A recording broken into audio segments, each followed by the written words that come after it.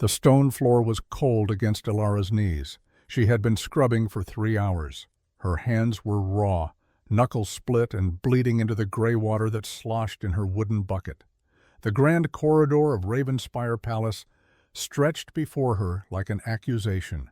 Endless marble veined with gold, reflecting the flickering torchlight in patterns that danced and mocked. 22 years old, 3 years in service, 2 years since her mother died. The numbers haunted her like a prayer she could no longer remember how to finish. Again. Ilara didn't look up. She knew that voice.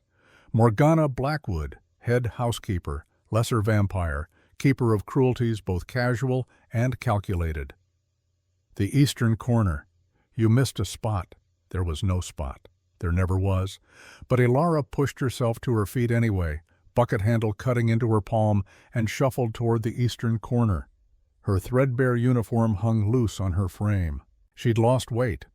Hard not to when meal vouchers came at Morgana's discretion, and Morgana's discretion was a weapon she wielded with precision. The palace awakened around her as dawn approached. Footsteps echoed through distant hallways.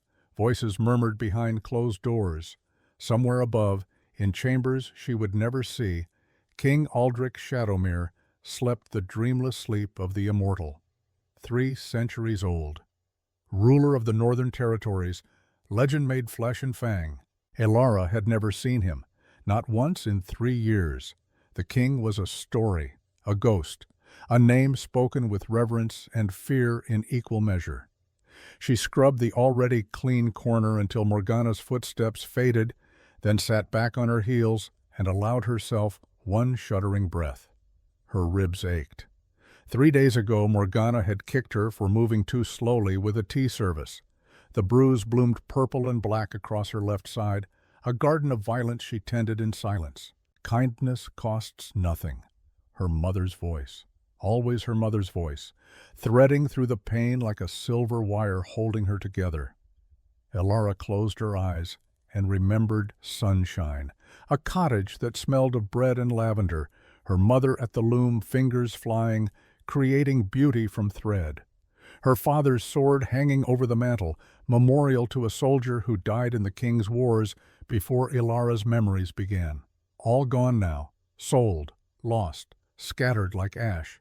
She was alone. The thought settled over her like a familiar coat, worn and heavy. The accusation came on a Tuesday.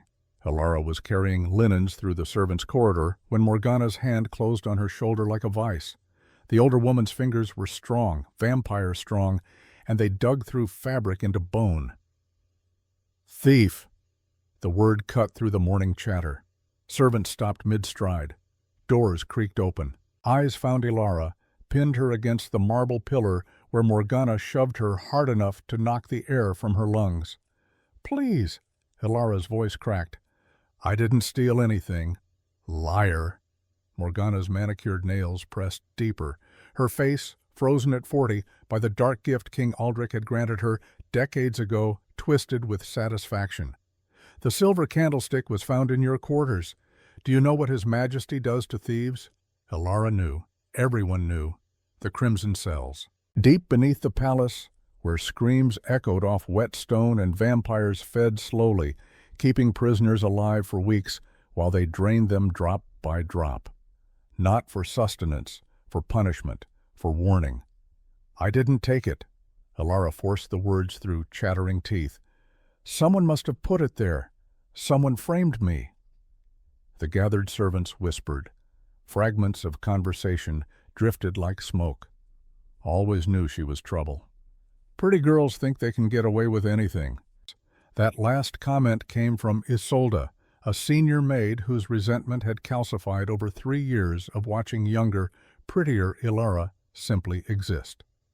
The older woman's face held triumph now, vindication for grievances only she understood. "Strip her!" Morgana's command rang off vaulted ceilings. "Check for other stolen items, right here, right now." Horror crashed over Ilara like ice water, the humiliation of being undressed before dozens of sneering colleagues, the exposure of her poverty-worn undergarments, the revelation of bruises that marked Morgana's corrections, the casual violation, witnessed, and sanctioned. It was too much. She'd survived so much already. Her mother's death 2 winters ago, watching fever consume the only person who'd ever loved her. The loss of their small cottage when she couldn't pay the land taxes. The desperate, hungry nights before she finally secured this position at the palace, thinking she'd found salvation in serving the immortal king who ruled the northern territories. Instead, she found hell with Morgana as its warden. "No." The word emerged as a whisper, then louder. "No?" She tried to pull away, but Morgana's grip was iron strong. Of course it was. Morgana was a lesser vampire, granted immortality by the king himself for decades of loyal service. Elara was just human, just mortal, just disposable. 2 male servants stepped forward to assist, their faces carefully blank. Elara recognized them, Thaddeus Graves and another, both men who'd propositioned her, who she'd rejected, who now seemed eager to participate in her degradation. Their hands reached for her uniform. "Wait!" The voice cut through the chaos like a blade through silk. It was quiet, almost gentle, but something in its timbre made everyone freeze. Even Morgana's punishing grip loosened slightly. The crowd parted, servants stumbling over themselves to clear a path. Through the gap shuffled a figure Elara had seen around the palace for the past week. An old beggar whom the king, in his mysterious mercy, had allowed to shelter in the servants' quarters. He was draped in filthy rags that reeked of the street. His long hair hung matted and gray, his face obscured by grime and an unkempt beard. He walked with a pronounced limp, leaning heavily on a twisted walking stick that clicked against marble with each labored step. Pathetic, broken, beneath notice. But the servants cleared a path anyway. "What do you want, old man?" Morgana snapped, though Elara noticed she didn't use the same venomous tone she reserved for human servants. The beggar might be pathetic, but he was here by the king's explicit permission. Even Morgana wouldn't risk openly defying that. The beggar shuffled closer, and Elara noticed his eyes for the first time. They were a startling pale gray, almost luminous in the dim corridor light. They seemed to catch and hold the lamplight in an unusual way, glinting with something that made her breath catch. Ancient wisdom lived in that gaze, and sorrow deeper than oceans. "The girl," he rasped. "She didn't steal nothing." "And how would you know?" Morgana released Elara with a violent shove that sent her stumbling into the beggar. He caught her with surprising strength, steadying her with a hand on her elbow. His touch was cold, not icy, but cooler than human warmth. A vampire then, but he seemed so old, so frail. "Because I watch," he said simply. "I see everything in this palace. And I saw who really took that candlestick." The corridor erupted in whispers. Morgana's face flushed an ugly purple. "You're lying to protect a pretty face. Men are all the same, even pathetic ones like you." Isolde took it. The beggar's pale gaze fixed on the older maid who went white as snow. 3 nights ago, after midnight service, she hid it in the new girl's quarters to frame her. She's been stealing from the palace for months. Small things, items that wouldn't be missed immediately. Silver spoons, jeweled buttons, golden thread from the sewing room. She's got them hidden in a loose stone behind her bed. 3rd floor, west wing, room 14. The silence that followed was absolute. Isolde's face cycled through shock, terror, and finally rage. "He's lying. He's a crazy old vagrant. Why would you believe him over me? I've served this palace for 15 years.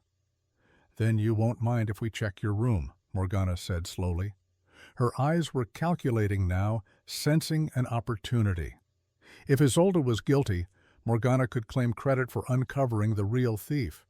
If the beggar was wrong, she could still punish Elara and have the beggar thrown out for false accusations. Either way, she won. "Do it," the beggar said. "Check her room. Check the girl's room again, more carefully this time. You'll find the candlestick has a tiny scratch on its base. Isolde made it when she pried open the new girl's trunk with a knife." Morgana dispatched 2 servants immediately. The wait felt eternal. Elara stood beside the beggar, her heart hammering so hard she was sure everyone could hear it. His hand remained on her elbow, a steady, grounding presence. She risked a glance up at him and found those strange, moonlit eyes already watching her. Something in his gaze made her feel seen, truly seen, maybe for the first time in years. When the servants returned, they were carrying a small cloth bag that clinked heavily. One of them also held the silver candlestick. "Found exactly what he said," the servant reported, addressing Morgana, but stealing nervous glances at the beggar. The bag was behind a loose stone in Isolde's room, full of stolen goods. The candlestick was in the new girl's trunk, but it's got a fresh scratch on the base, like someone jimmied open the lock. Isolde broke. She lunged for the exit, but two vampire guards materialized from the shadows. They were always watching, always listening, and they'd heard everything. She shrieked and cursed as they dragged her away, her 15 years of service evaporating in an instant. The crimson cells awaited her now. Morgana looked like she'd bitten into rotten fruit. She had no choice but to clear Ilara's name, but the words came out strangled. "It appears there was a mistake. Ilara, you're free to return to your duties. No apology, no acknowledgement of the humiliation, the terror, the near violence, just dismissal." The crowd dispersed, whispering excitedly about the drama. They'd be talking about this for weeks. But they scattered quickly, eager to avoid Morgana's rage now that she'd been denied her prey. Soon, it was just Ilara and the beggar in the corridor, and Morgana, who was watching them both with narrowed eyes. "You," she said to the beggar. "How did you really know?" He shrugged, a movement that seemed to pain his hunched back. "Like I said, I watch. I see." His luminous gaze met Morgana's dark one without flinching. "Maybe you should try seeing too, instead of just looking for victims." Morgana's face contorted with fury, but she couldn't act on it, not when the king himself had granted this beggar sanctuary. She spun on her heel and stalked away, her footsteps sharp and angry against the stone floor, leaving Ilara alone with her unlikely savior. "Thank you," she whispered. Her voice was shaking. The terror was fading now, leaving behind a hollow exhaustion. "You saved me. I don't know how to repay—" "Don't." He held up a gnarled hand. "No need for debts between us." "But you barely know me. Why did you help?" Those pale eyes studied her with an intensity that made her skin prickle. "Maybe I know you better than you think," he said cryptically. Then he shuffled past her, leaning heavily on his stick, and disappeared around the corner. 3 days passed in a fog of anxiety and exhaustion. Morgana assigned Ilara the worst tasks, scrubbing kitchen floors on her hands and knees, emptying chamber pots, hauling heavy buckets of water up 4 flights of stairs, punishment disguised as normal service. Everyone knew it. No one interfered. But Ilara didn't complain. Complaining only made things worse. She'd learned that lesson the hard way during her first year at the palace. She saw the beggar occasionally, always at a distance. He seemed to haunt the servants' areas, shuffling through corridors, sitting in corners, watching with those unnerving pale eyes. Some of the staff left him food scraps, others ignored him entirely. A few mocked him when they thought he couldn't hear. Ilara wanted to thank him again properly, but she never got the chance. Their schedules never aligned, or Morgana appeared whenever Ilara got close to him, assigning her some urgent task that pulled her away. On the 4th day, Ilara woke before dawn with gnawing pain in her stomach. She hadn't eaten in 2 days. Morgana had been forgetting to issue meal vouchers, and Ilara was too proud to beg from other servants. Most of them wouldn't help her anyway. They'd seen what happened to people who crossed Morgana. But today was different. Today, Ilara was scheduled to work the morning shift in the scullery, and Alaric Thornfield was one of the few people in the palace who'd ever shown her kindness. The old cook was human, ancient by mortal standards at 73 years, and too valuable in his position for even Morgana to intimidate. His breads and pastries were legendary across the northern territories. Even King Aldrich himself had praised Alaric's honey cakes. Elara dressed in her patched uniform and made her way through the pre-dawn darkness to the kitchens. The palace was different at this hour. Quieter, almost peaceful. The vampire residents were at their weakest just before sunrise, retreating to lightless chambers to rest. The human servants had the run of the place for a few precious hours. The kitchen was already warm and bright when Elara arrived, filled with the intoxicating scent of fresh bread. Alaric stood at his usual station, his gnarled hands working dough with practiced efficiency. He'd got flour in his white hair and on his round cheeks, and the sight made Elara smile despite her hunger and exhaustion. Elara. His weathered face creased with concern. "You look terrible, girl. When did you last eat?" "I'm fine," she lied, but her stomach chose that moment to growl audibly. Alaric frowned. "Morgana still withholding vouchers?" Elara didn't answer, but her silence was confirmation enough. "That woman is poison," Alaric muttered, turning to his ovens.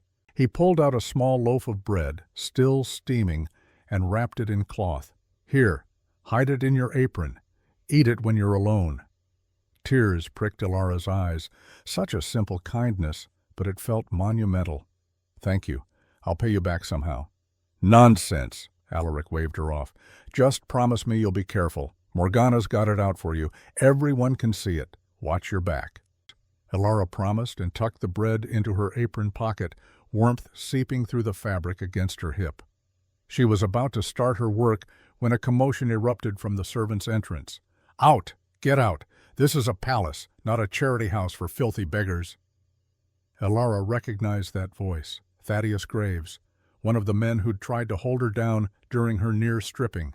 He was one of Morgana's favorites, probably because he was as cruel as she was.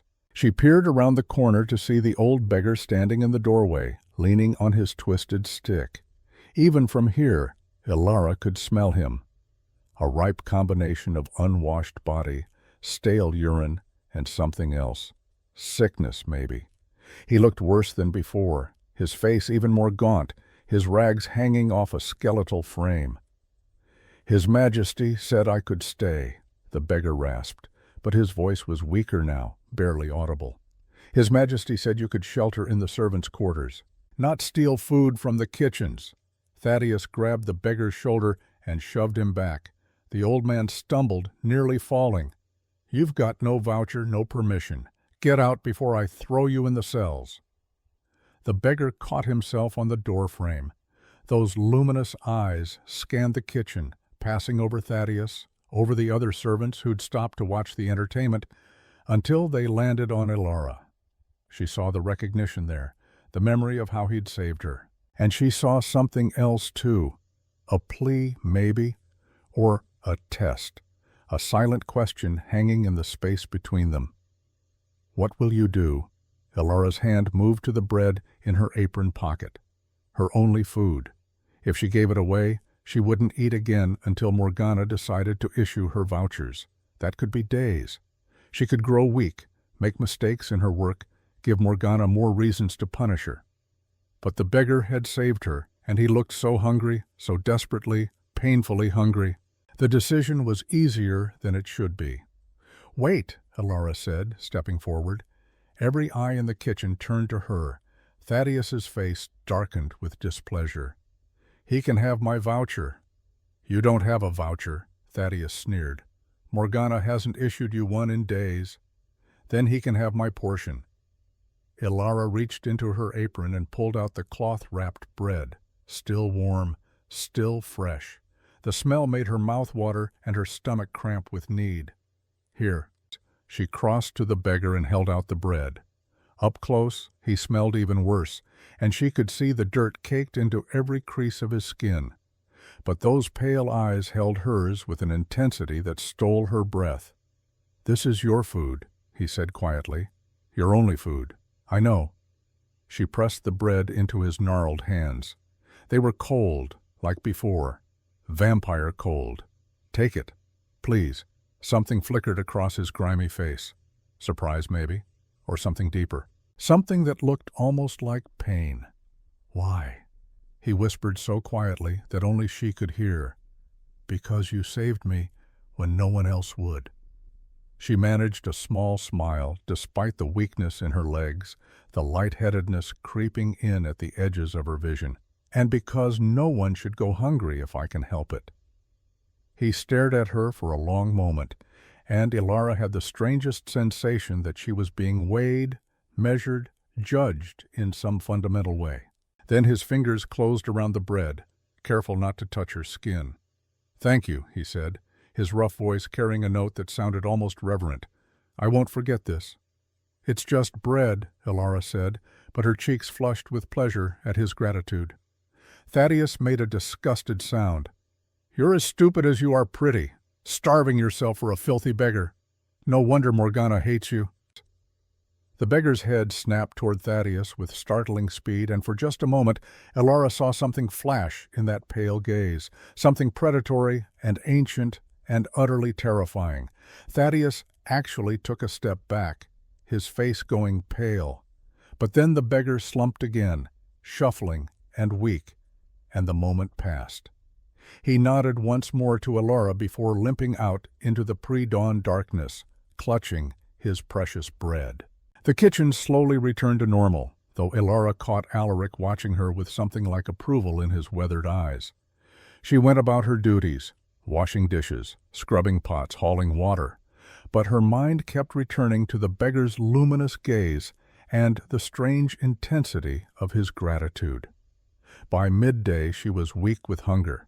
By evening she was trembling. She managed to finish her shift through sheer stubbornness, but when she finally returned to her room, she collapsed onto her bed and immediately sank into unconsciousness. She dreamed of pale eyes and cold hands and a voice that said, "I won't forget this," over and over, until it became a rhythm like a heartbeat. When Ilara woke, it was to darkness and the sound of someone moving in her room. Terror flooded her system. She jerked upright, her back hitting the wall, her heart hammering. "Who's there?" A candle flared to life. In its flickering glow, she saw the beggar standing beside her small table. He'd set something down there. She couldn't quite make out what it was, and he was watching her with those unnerving eyes. "I'm sorry," he said quietly. "I didn't mean to frighten you." "How did you get in?" Ilara's voice shook. "The door was locked." "Was it?" He sounded genuinely curious, as if locks were a foreign concept to him. "You can't be here." "If Morgana finds out—" Ilara stopped, her practical side warring with her gratitude and curiosity. "Why are you here?" "You gave me your only food." He gestured to the table. "I'm returning the favor." Ilara lit her own candle with trembling hands and gasped at what she saw. The table was laden with food. Not the simple bread she'd given away, but a feast. Fresh fruit glistening with dew, soft cheeses and cured meats, a small loaf of Alaric's honey cake, a flask of what smelled like spiced wine. "Where did you get all this?" she breathed. "This is food from the king's own table, reserved for the vampire nobility and their most honored guests. A servant caught with even a bite of such fare would be severely punished." "I have my ways," the beggar said vaguely. He settled into the room's single chair, a rickety thing Ilara had found discarded in a storage room, and watched her with those luminous eyes. "Eat." "I can't. This is too valuable. If someone finds out, no one will find out." He said it with such certainty that Ilara almost believed him. "Eat, Ilara. You're swaying where you sit. When did you last have a proper meal?" She couldn't remember. Weeks, maybe. Her mouth watered at the sight of the food, and her stomach cramped so painfully she had to wrap her arms around it. "Why are you doing this?" she whispered. "You're the one person in this entire palace who saw me as human," he said simply. "Even when I looked my worst, smelled my worst, offered you nothing in return. You gave me your only food without hesitation, without expectation of reward." He leaned forward, and the candlelight caught his face in a strange way, making his features seem sharper, younger beneath the grime. "Do you know how rare that is? True kindness with no agenda?" "I'm nothing special," Ilara protested, but she was already reaching for the cheese. Her hand shook as she brought it to her mouth. The first bite was heaven, creamy and rich, and so far removed from the thin gruel and stale bread that usually constituted her meals. I couldn't let you go hungry." "Nothing special," the beggar repeated, but there was something in his voice that sounded almost amused. "Tell me about yourself, Ilara. Where did you come from?" It was such a normal question, but no one in the palace had ever asked her. She was just a servant, invisible and interchangeable. But something about the beggar's presence, the way he listened, the burning focus in that pale gaze, made her want to answer. So she did. Between bites of food that gradually restored her strength, she told him about her childhood in a small village at the edge of the Northern Territories. Her mother, a seamstress who taught Ilara to find beauty in small things. The way light hit a particular flower, the precise blue of the winter sky. Her father, who died when Ilara was 7, a soldier in one of the king's border wars. After father died, it was just Mama and me, Ilara said, savoring a piece of honey cake that melted on her tongue. We were poor, but we were happy. Mama always said happiness wasn't about having much. It was about noticing what you had. Wise woman, the beggar murmured. She was. Ilara's throat tightened. When she got sick 2 winters ago, I tried everything. Every healer, every remedy. I sold everything we owned. Our furniture, her sewing supplies, even father's sword that she'd kept as a memorial. Nothing worked. I'm sorry. The simple words, spoken with genuine feeling, made Ilara's eyes burn. After she died, I couldn't pay the land taxes. The local lord evicted me. I wandered for a while, taking work where I could find it. Taverns, farms, anywhere that would have me. But it was never enough. I was always cold, always hungry, always afraid. Until you came to Ravenspire Palace. Until I came here. Ilara laughed bitterly. I thought I'd found salvation. A position serving the great King Aldrich Shadowmere himself, ruler of the Northern Territories, the most powerful vampire in existence. Food, shelter, security. I thought I'd finally be safe. But you found Morgana instead. I found Morgana. Ilara took a long drink of the spiced wine. It warmed her from the inside, loosening the tight knot of tension that had lived in her chest for months. She took one look at me and decided I needed to be broken. I don't know why, maybe because I'm young or because some of the male servants showed interest. Maybe she just enjoys cruelty. Some people do, the beggar said quietly. His voice carried a cold edge that made Ilara shiver. Has she hurt you? Nothing I can't handle. But even as she said it, Ilara's hand moved unconsciously to her ribs where the worst bruises bloomed. The beggar noticed. Of course he noticed. Those moonlit eyes missed nothing. Show me. What? No, I'm fine. Ilara. He leaned forward, and the candlelight did that strange thing again, making him look somehow less decrepit and more something else. Something her exhausted mind couldn't quite process. Show me. She should refuse. It was wildly inappropriate for a young woman to undress in front of a man, beggar or not. But something in his voice compelled obedience, not through fear, but through the certainty that he genuinely wanted to know, wanted to see the evidence of her suffering. With trembling fingers, Ilara unlaced the side of her uniform, the threadbare fabric worn thin from years of hard use, and lifted it to expose her left side.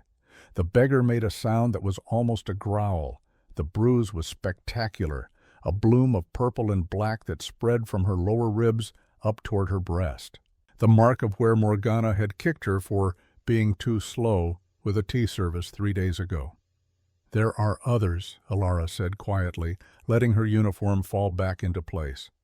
But that's the worst one right now. Right now. The beggar's hands were clenched on the arms of the chair, the knuckles white.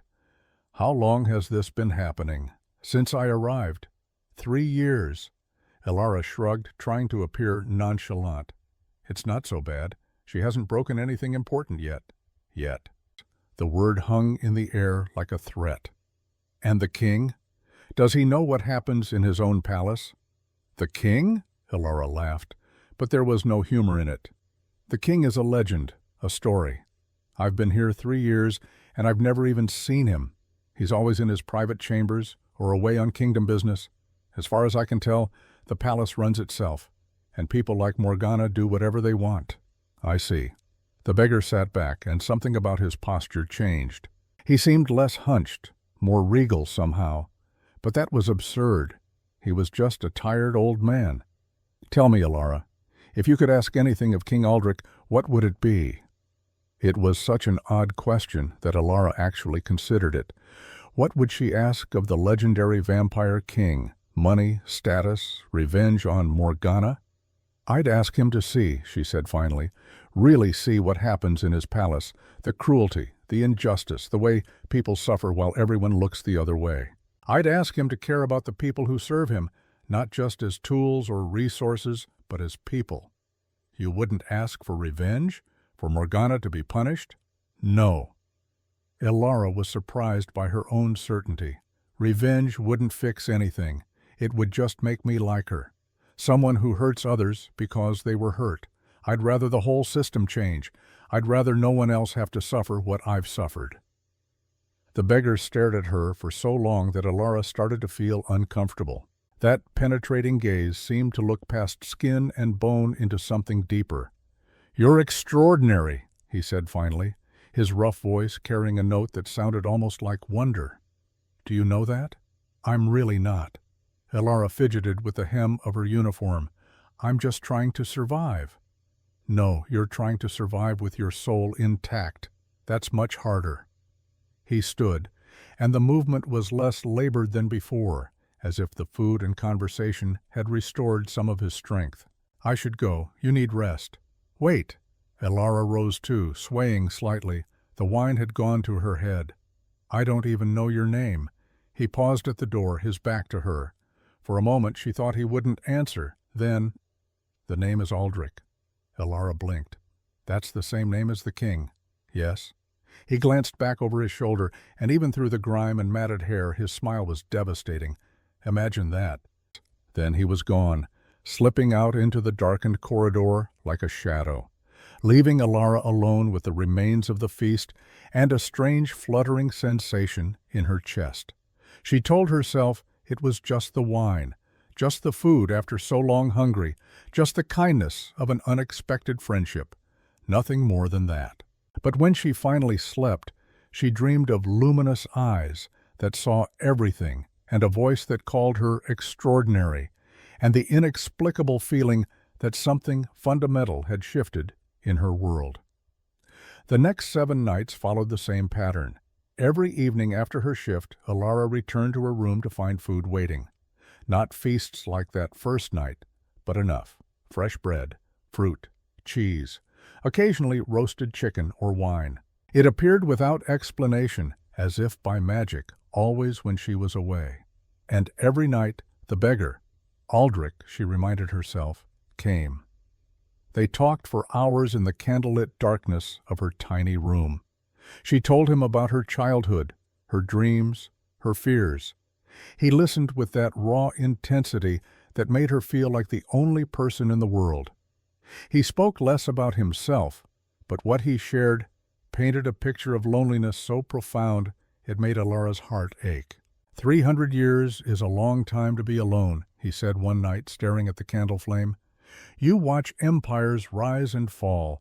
You see humans discover new technologies, new philosophies, new ways of understanding the world, and you're alone through all of it because immortality is a curse when you have no one to share it with. You have people, Alara offered, the whole kingdom. I have subjects, he corrected gently, people who serve out of fear or ambition or duty. That's not the same as having someone who sees you for who you are and chooses to stay anyway. Something in his voice made Alara reach across the space between them and take his cold hand in hers. I see you, she said softly. His pale gaze found hers, and the vulnerability there stole her breath. During the day she caught glimpses of him shuffling through corridors, always watching, always present, and she noticed things she'd missed before. The way vampire guards watched him with wary respect, never quite challenging his presence. The way Alaric treated him with deference, slipping him choice cuts of meat and fresh bread without being asked. the way even Morgana, for all her cruelty, never directly confronted him. When Morgana assigned Elara particularly degrading tasks, he was there, a silent witness. When Thaddeus tried to corner her in a storage room, his intentions clear in his leering grin, the beggar appeared, and Thaddeus retreated without a word, face pale. It should have felt intrusive, being watched so constantly. Instead, Elara felt protected. For the first time in 3 years, she didn't walk through the palace in constant fear, but questions nagged at her. How did a beggar have access to the king's food? Why did guards treat him with such deference? How did he know so much about palace politics and secrets? And those eyes, those luminous eyes that seemed to hold centuries of wisdom and sorrow. On the 8th night, as he prepared to leave her room, Elara gathered her courage. "Who are you?" she asked quietly. "Really?" He paused in the doorway, candlelight casting his shadow long across the floor. "I'm exactly who I appear to be," he said. "An old man who saw kindness where he expected cruelty, who found something precious he thought he'd lost forever. What did you lose?" "Hope." The word hung in the air between them. "And you gave it back to me with a loaf of bread and a pure heart." Then he was gone into the darkness, leaving Elara with more questions than answers, and a growing suspicion that the old beggar was far more than he seemed. The next day would bring revelation. The next day would change everything. But for now, Elara lay in her narrow bed, fed and warm for the first time in years, and allowed herself to believe that maybe, just maybe, salvation had found her after all. Even if it came in the most unexpected form, even if it wore rags and smelled of the street, even if those moonlit eyes held secrets that could shake kingdoms, she slept and dreamed and waited for tomorrow. The grand ballroom stretched before Elara like a cathedral of wealth and power. Crystal chandeliers hung from vaulted ceilings, refracting morning light into rainbows that danced across marble floors. Gold leaf traced intricate patterns along walls that soared 3 stories high. Windows taller than houses overlooked gardens where frost still clung to late autumn roses.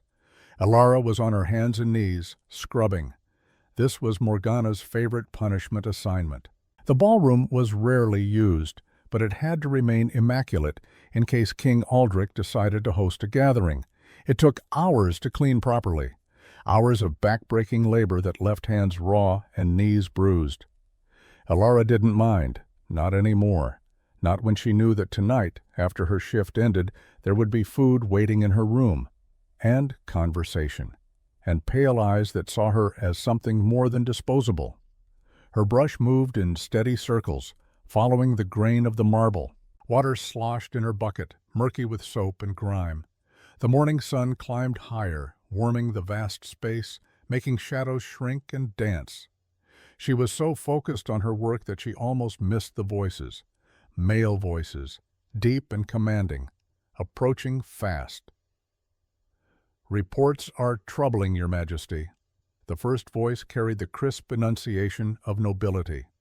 "The southern borders remain unstable. Lord Cassius believes the rebellion may spread north if not contained." "Cassius worries too much." The second voice stopped Elara's breath in her throat.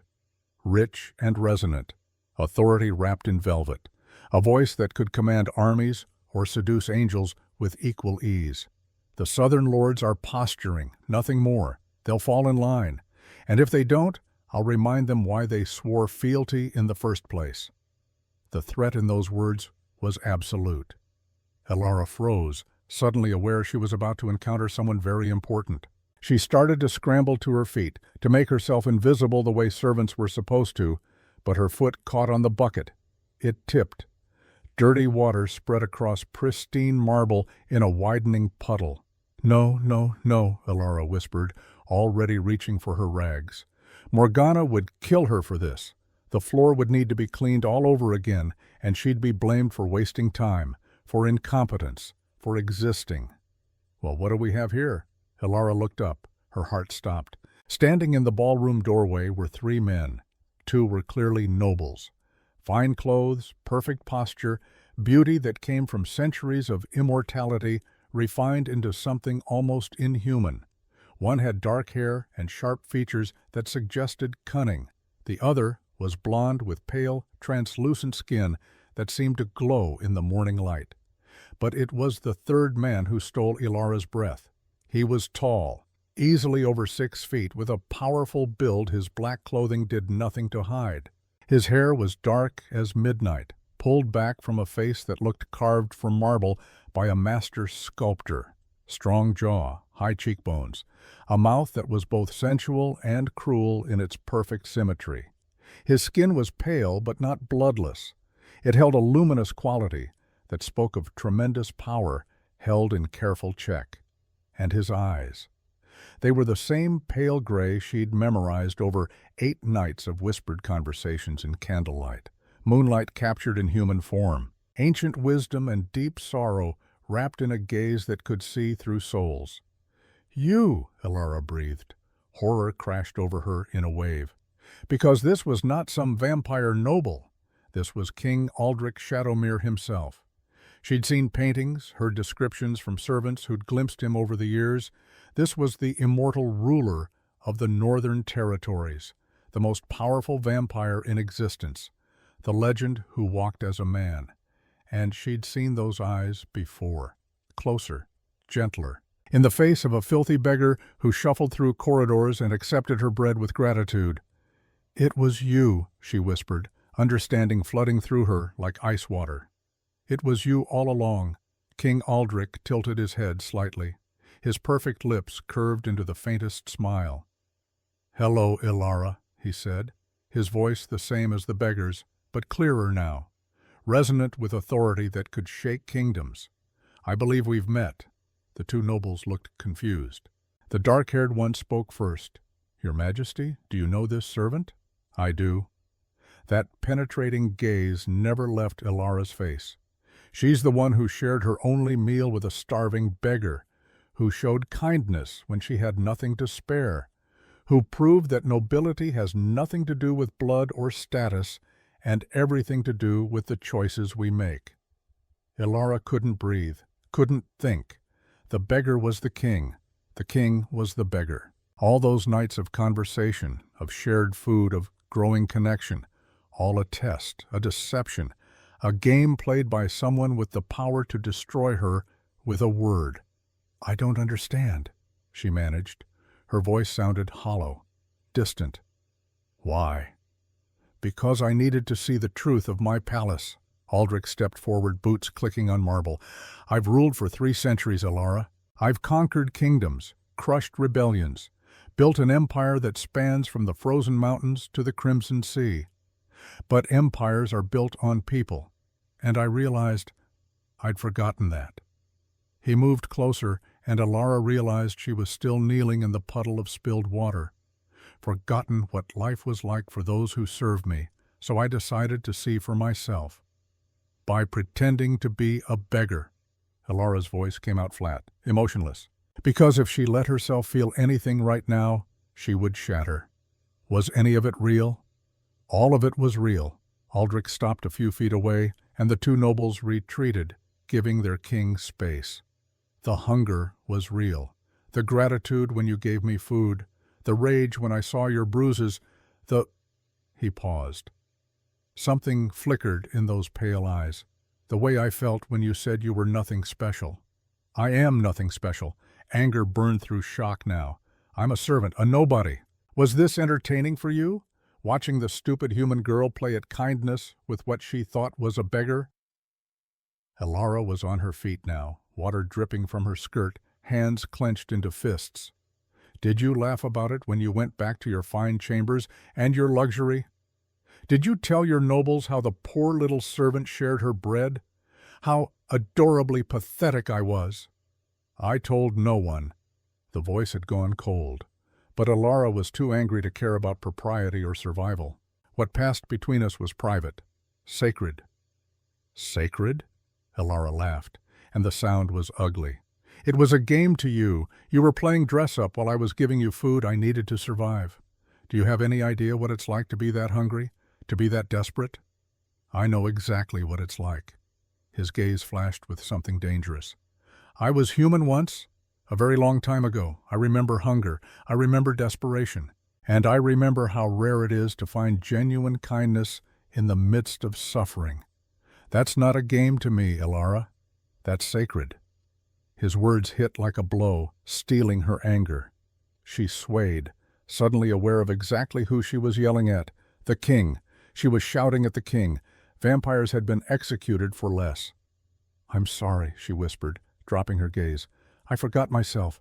I'll accept whatever punishment." "Look at me." She didn't want to. Couldn't bear to see disgust or anger or worse, pity in those eyes, but the command in his voice was absolute. She looked up. Aldrich was watching her with an expression she couldn't quite read. Raw intensity, yes, but also something softer, something almost like longing. "I didn't come here to punish you," he said quietly. "I came to thank you, and to tell you that things are going to change in this palace." As if summoned by his words, footsteps echoed through the ballroom. Morgana appeared in the doorway. She saw the spilled water, saw Elara, and her face contorted with fury. "You clumsy, worthless—" She started across the floor, hand raised to strike, but stopped dead when she registered the king's presence. All color drained from her face. "Your Majesty," her voice dropped to something approaching respect. "I didn't realize you were here. I was just about to discipline this servant for her incompetence." "Were you?" Aldrich's voice could freeze fire. "Tell me, Morgana, how long have you been head housekeeper at Ravenspire Palace?" 23 years, Your Majesty." Morgana's tone was cautious now, wary. "I've served with loyalty and dedication since you granted me the dark gift." "And in those 23 years, how many servants have you beaten?" Silence. Absolute. Terrible. Silence. Your Majesty, I don't understand the question. It's quite simple." Aldrich moved toward Morgana with predatory grace. The two nobles remained by the door, watching with evident fascination. "I spent a week in this palace disguised as a beggar. I watched. I listened. And I saw how you treat those beneath you, the casual cruelty, the beatings, the systematic abuse. So I ask again, how many?" Morgana's mouth opened and closed. She looked like a fish drowning in air. Discipline is necessary to maintain order." "How many, Morgana?" "I don't keep count." The words burst out of her. "They're just servants. Humans. They need to be controlled, or they become uppity." "Lord Cassius?" Aldrich didn't look away from Morgana. The dark-haired noble stepped forward. "Your Majesty, summon the palace guards. Morgana Blackwood is hereby stripped of her position and her privileges. She's to be held in the cells pending formal charges." "Your Majesty, no." Morgana dropped to her knees, suddenly desperate. "Please, I've served you loyally for decades. I've done everything you asked. This is about the girl, isn't it? She's bewitched you somehow, made you think—" "She showed me the truth." Aldrich's voice cut through Morgana's pleading like a blade. "Something you should have learned in 23 years of service. Power without mercy is just tyranny wearing a crown. You're fortunate I'm in a merciful mood. You'll face formal justice rather than my immediate judgment." Guards appeared. They hauled Morgana away, her screams about injustice and conspiracies and bewitchment fading as she was dragged into the depths of the palace, leaving Elara alone with the king and his two nobles. "Lord Cassius, Lord Demetrius." Aldrich still didn't look away from Elara. "Leave us." The two nobles exchanged glances but obeyed, bowing and retreating. Their footsteps echoed through the vast ballroom until they faded entirely, and then it was just Elara and Aldrich, standing in a puddle of dirty water in the middle of crystal elegance. "She's right, you know," Elara said quietly. "I'm nobody. You can't reform your entire palace system because one servant was kind to you. The other nobles will question your judgment." "Let them question." Aldrich moved closer. Elara's heart hammered against her ribs. "I've spent 3 centuries making decisions based on strategy, on power, on what benefits the kingdom. For once, I'm making a decision based on what's right. What happens to me now?" Elara didn't know what she wanted the answer to be. "That depends." Aldrich was close enough now that she could feel the cold radiating from him. the otherworldly chill of his vampire nature. "I told you things during my time as a beggar, private things, thoughts I've shared with no one in decades. I showed you weakness and uncertainty, and you didn't exploit it. You just listened. That's a rare gift, Ilara. It's called being a decent person." But her voice shook. "In my world, decency is revolutionary." His hand came up, and she thought he might touch her face, but he stopped just short. "I'm offering you a choice. You can continue as a servant if you wish, but in a position of honor, with protections and comforts you deserve. Or, Ilara barely breathed the word, or you can accept a position in my personal household, as a companion, an advisor, someone who will tell me the truth even when it's uncomfortable." His pale gaze searched hers with burning intensity. "I need people around me who see me as more than just the king. You've already proven you can do that." It was too much. The offer, the weight of his stare, the implications of what he was suggesting. Ilara took a step back and immediately realized her mistake. Her foot caught on her sodden skirt. She started to fall backward into the puddle. Aldrich moved faster than thought, catching her around the waist and pulling her against him. For a moment they were pressed together, her soft warmth against his cold strength. And Ilara felt something electric pass between them. Not just attraction, though that was there. She'd have to be dead not to notice how devastatingly beautiful he was. But something deeper, recognition, as if her soul knew his and had been waiting for this moment. "I'm here," he murmured, and his voice was rough again, like when he was the beggar. "I'll always be here for you, Ilara, if you let me." She should be afraid. He was a vampire, a predator, a being who could drain her dry without effort. But all she felt was safe, seen, valued in a way she'd never experienced before. "Yes," she whispered. "Yes, I'll accept your offer." His smile was brilliant and terrible and beautiful all at once. "Then come with me. There's something I want to show you." He swept her into his arms before she could protest, cradling her against his chest as if she weighed nothing. She made a startled sound, but his hold was secure, unbreakable, and after a moment she relaxed into it. Aldrich carried her through the palace, moving with inhuman speed through corridors that blurred past. Servants and nobles alike pressed themselves against walls, staring in shock at the sight of their king carrying a bedraggled human maid in his arms. Ilara could imagine the gossip that would spawn, but somehow she couldn't bring herself to care. They ended up in chambers she'd only heard whispers about, the king's private suite, located in the highest tower of Ravenspire Palace. The rooms were stunning. Dark woods and rich fabrics and that particular luxury that came from centuries of accumulated wealth and power. Tapestries older than kingdoms hung on walls.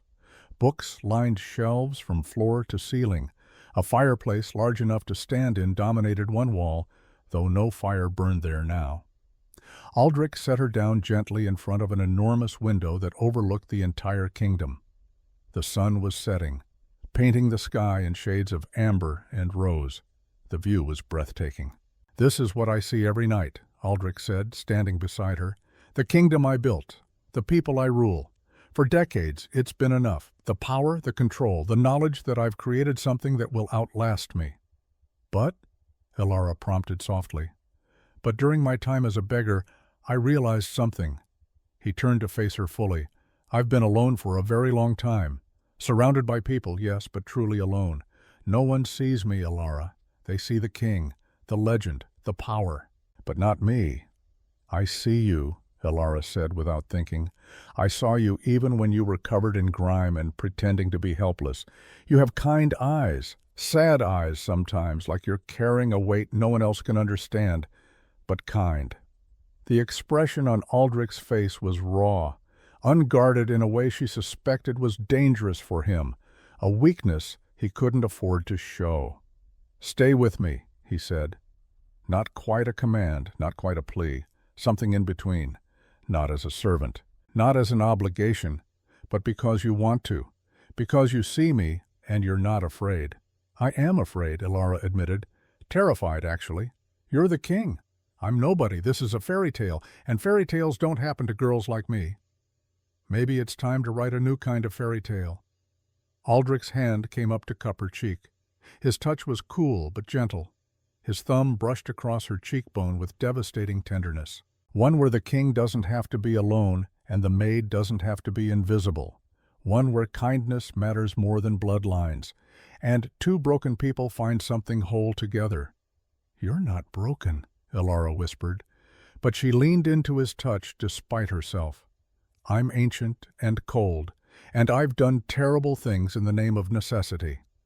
His moonlit gaze held hers with unwavering focus. "But when you gave me that bread, when you shared your only food without hesitation, I felt something I haven't felt in centuries. Hope. The possibility that I could be more than just the monster who wears a crown." "You're not a monster. You don't know what I've done." "No," Elara agreed. "But I know what you did. You spent a week in filth and hunger just to understand your people better. You watched me get abused and you remembered. You're trying to change things, to make them better. That's not what monsters do." Aldrich made a sound that was half laugh, half sob. "You undo me," he said roughly. "One mortal girl with a kind heart, and you undo 3 centuries of careful control." "I'm sorry." But Elara was smiling slightly. "Don't be." He leaned closer, and Elara's breath caught. "May I kiss you, Elara?" Not as a king commanding a subject, but as a man asking a woman he admires more than anyone he's met in 300 years. Her heart hammered so hard she was sure he could hear it. Vampires had extraordinary senses. He probably knew exactly how affected she was, how much she wanted this, despite every logical reason she shouldn't. "Yes," she breathed. His kiss was gentle at first, almost reverent, as if he was afraid she'd break. His lips were cool against hers, but not unpleasantly so, and when she responded, opening to him, he made a sound deep in his chest that sent heat flooding through her. The kiss deepened. His arms came around her, pulling her close, and Elara lost herself in the sensation. He tasted like winter nights and dark wine and something indefinable that was purely him. His hands were steady on her back, holding her as if she was precious. And for the first time in years, maybe in her entire life, Elara felt cherished. When they finally broke apart, both breathing hard, she was breathing hard. She wasn't sure he needed to breathe. Aldrich rested his forehead against hers. "Stay," he said again. "Not in the servants' quarters. Here with me. Let me show you what it means to be truly valued." "People will talk," Elara said weakly. "Let them." Aldrich's smile was wicked. "I'm the king. I'll do as I please." The transformation began that night.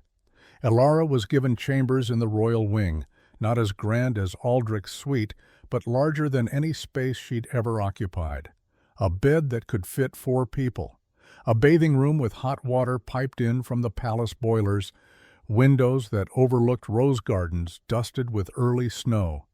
Attendants appeared, human women who seemed shocked to be serving a former scullery maid, but followed orders nonetheless. They drew her a bath. The first real bath she'd had in 3 years. Elara sank into hot water that smelled of lavender and honey, and she wept. Not from sadness, from release, from the overwhelming relief of finally being warm and clean and safe. When she emerged, the attendants dressed her in a gown of deep sapphire silk that brought out the gold flecks in her hazel eyes. They washed and arranged her hair, dark waves falling in artful curls around her shoulders. They painted her face with cosmetics that enhanced her natural beauty without hiding it. When Elara looked in the mirror, she barely recognized herself. She looked noble, elegant, like someone who belonged in a palace. But inside she was still Elara, the girl who scrubbed floors and went hungry and survived through sheer stubbornness. That core of herself hadn't changed, no matter how fancy the packaging. A knock at the door made her jump. "Come in," she called, expecting an attendant. But it was Aldrich who entered. He'd changed too. Gone were the fine black clothes from earlier. Now he wore deep burgundy velvet that made his pale skin seem to glow. His dark hair was loose, falling past his shoulders in waves that framed his perfect face. He stopped when he saw her. Those pale eyes went wide, and something that looked like awe crossed his features. "You're stunning," he said simply, "though you were just as beautiful in your servant's uniform. The dress just makes it more obvious." "Flatterer," Elara accused, but she was pleased. "Merely honest." He offered his arm. "The formal court session begins in an hour. The nobles are already gathering. Are you ready?" Elara's stomach clenched with anxiety. "No," she admitted, "but I'll do it anyway." "That's my girl." Aldrich's smile was proud. Together they walked through the palace toward the great throne room. The corridors were lined with nobles and servants, all of whom stared openly at Elara. She could feel their curiosity, their shock, their resentment. A human girl on the king's arm, dressed in finery, walking as if she had every right to be there. "Ignore them," Aldrich murmured. "Eyes forward. You're my equal. Remember?" "Your equal," Elara repeated, drawing strength from the words. The throne room was massive, easily 3 times the size of the ballroom. It was packed with vampire nobles, centuries-old beings dressed in the height of fashion, their perfect faces arranged in expressions of polite curiosity that didn't quite hide their shock. The room fell silent as Aldrich entered, Elara still on his arm. He led her to the dais where his throne sat, a magnificent construction of dark wood and precious metals that somehow managed to be both elegant and vaguely threatening. But instead of taking his seat, Aldrich turned to face the assembled court, keeping Elara beside him. "My lords and ladies," he said, his voice carrying effortlessly through the vast space, "I present to you Elara Ashford, who has accepted my invitation to join my personal household as my companion and advisor." The silence was absolute. Then whispers started, spreading through the room like wildfire. "A human? Is he serious? This is unprecedented. She's clearly bewitched him somehow." Silence. Aldrich didn't raise his voice, but the command in it was absolute. The whispers cut off instantly. "Some of you may question my choice. That's your prerogative. But understand this. Elara is under my personal protection. Any insult to her is an insult to me. Any harm that comes to her will be answered with my full wrath. I suggest you govern yourselves accordingly." The threat hung in the air. Elara saw several nobles actually pale. They remembered what the king was capable of when angered. Aldrich didn't build his empire through kindness, but then his expression softened slightly as he looked down at Elara. "I also want you to understand why I've made this choice. A week ago I walked among you as a beggar. I wanted to see the truth of my palace, stripped of the deference and performance that comes with my crown. And what I found was disappointing." More whispers, quickly stifled. "I found cruelty masquerading as discipline. I found servants abused and broken by those entrusted with their care. I found a system that valued power over kindness, control over compassion." Aldrich's hand tightened on Elara's. "And I found one person, one single person in this entire palace who showed genuine care for someone she thought was beneath her, who shared her only food with a starving beggar, who asked for nothing in return, who proved that nobility of character has nothing to do with bloodlines or immortality." He raised their joined hands, presenting Elara to the court like a treasure. "Elara Ashford saw me at my lowest and treated me with dignity. She spoke truth even when it cost her. She showed me that my palace had become a place of fear rather than honor, and she did it all without knowing who I was. That kind of integrity is rare, it's precious, and I'll be damned if I let it go unrecognized. So yes, she's human. Yes, she was a servant. And yes, I've chosen her to stand beside me. Anyone who has a problem with that is welcome to challenge me directly." No one spoke. No one would dare. The king had spoken, and his word was law. But then someone began to clap. It was Lord Cassius standing near the front of the crowd. The gesture was unexpected, and for a moment no one else moved. Then Lord Demetrius joined in, then others. Slowly, reluctantly at first, but gaining momentum. The entire court broke into applause. It wasn't universally enthusiastic. Elara could see the tight faces, the forced smiles, the nobles who were clapping only because refusal would be noted. But it was acknowledgement, acceptance, however grudging. "Thank you," Elara whispered to Aldrich. "Don't thank me," he murmured back. "I'm being entirely selfish. I want you here because you make me better. That's all the justification I need." The rest of the court session passed in a blur. Nobles approached to offer formal greetings, their eyes assessing Elara with varying degrees of curiosity, suspicion, and calculation. She handled it as best she could, remembering her mother's lessons about courtesy and grace. "Kindness costs nothing," her mother used to say. "Even when people don't deserve it, it reflects on you, not them." One noble in particular caught Elara's attention. Lady Seraphina. She was beautiful in the unsettling way of all vampires, with pale blonde hair and eyes like chips of ice. Her gown was exquisite, silver silk that seemed to shimmer with captured moonlight, and the way she looked at Aldrich made Elara's stomach clench. "Your Majesty," Seraphina said, her voice like honey laced with poison, "how delightful to see you've taken an interest in charity work." Aldrich's expression didn't change, but Elara felt him tense beside her. "Lady Seraphina, still as charming as ever, I see." "One tries." Seraphina's ice-chip eyes slid to Elara. "And you must be the girl everyone's talking about, the little maid who captured our king's heart with a loaf of bread. How very rustic." "Elara Ashford," Elara said, keeping her voice steady. "It's a pleasure to meet you, Lady Seraphina." "I'm sure it is." Seraphina's smile was all teeth. "Do enjoy your time in the palace, dear. I'm certain it will be memorable, though I do wonder how long it will last. His Majesty has such fleeting interests." The barb was obvious, and Elara saw Aldrich's jaw tighten. "Seraphina," he said quietly, but there was steel beneath the silk. "That's enough." "Of course, Your Majesty." Seraphina's curtsy was perfect, mocking in its precision. "I meant no offense. I simply remember how these things tend to go." She glided away, leaving behind a chill that had nothing to do with temperature. "Who is she?" Elara asked quietly, once they were alone again. Aldrich's expression was carefully neutral, but she could feel the tension in his body. "Someone from my past. No one you need to concern yourself with."